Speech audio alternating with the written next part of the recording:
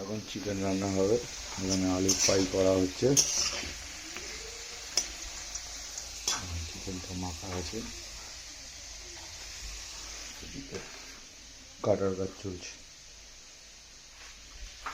এবং সুন্দর করে চিকেনের ঝোল আর গরম গরম ভাত খাওয়া হবে। দেখতে থাক। এখন পেঁয়াজগুলো দিয়ে দিলাম তেলের মধ্যে, দিয়ে পেঁয়াজগুলো একটু বাদামি বাদামি করে ভেজে নিচ্ছি।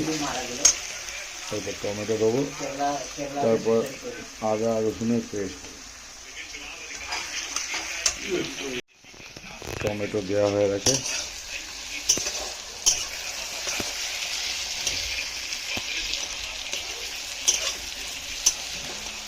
এরপর আদা বাটা রসুন বাটা দেবো, দিয়ে দেখতে হবে কী করি। আদা দেওয়া হয়ে গেছে, আদা রসুনের পেস্ট। এবার এটাকে ভালো করে একটু ভেজে নিচ্ছি। তারপরে এর মধ্যে আমি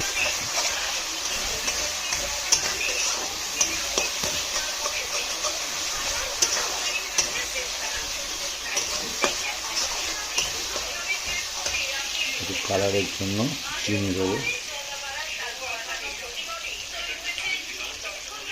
একটু হলুদ দিতে হবে, দিলাম। তারপরে মাংসটা দিয়ে দিয়েছি। এবার মশলাটা কষে গেছিলো, এবার মাংসটা দিয়ে দিয়েছি।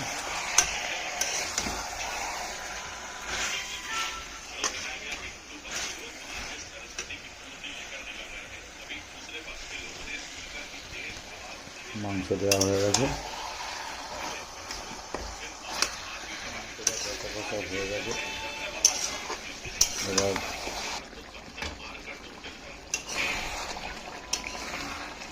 বেশ কষা হয়ে এসছে। এবার আলুগুলো দেবো এর মধ্যে।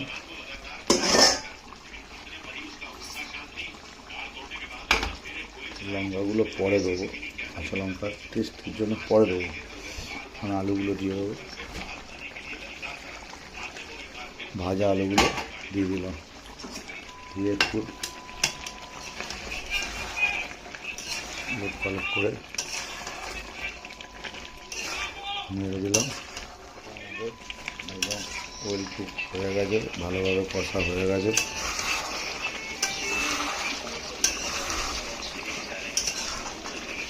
এবং সুন্দর একটা স্মেল ছাড়ছে, জানি না কেমন হবে, হবে তো সুন্দরই।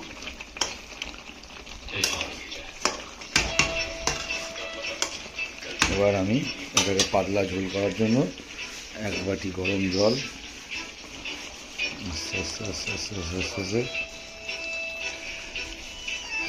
দিয়ে দিলাম।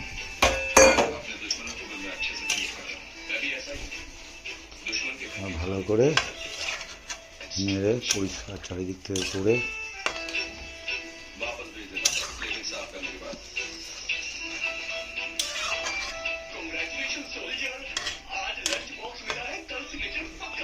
এবার আমি কিছুক্ষণ চাপা দিয়ে এটাকে রেখে দেবো। ফুটে গেলেই উপরে কাঁচা লঙ্কাগুলো দিয়ে আমাদের খাওয়ার মতন হয়ে যাবে। আমাদের মাংসের পাতলা ঝোল হয়ে গেছে। আর গরম গরম 15 মিনিট দমে বসানো আছে মাংসটা। এবার দেখাচ্ছি। ও লাভলি লাভলি লাভলি গরম পাতলা ঝোল, গরম গরম ভাত দিয়ে মাংস আমাদের রেডি।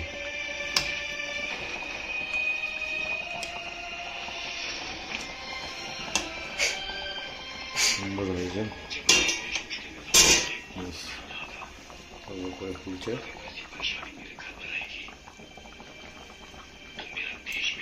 Almost ready. 2-3 মিনিট পর নামিয়ে নেবো। ভাত দিয়ে, গরম গরম ভাত দিয়ে মুরগির মাংস আমরা খাবো।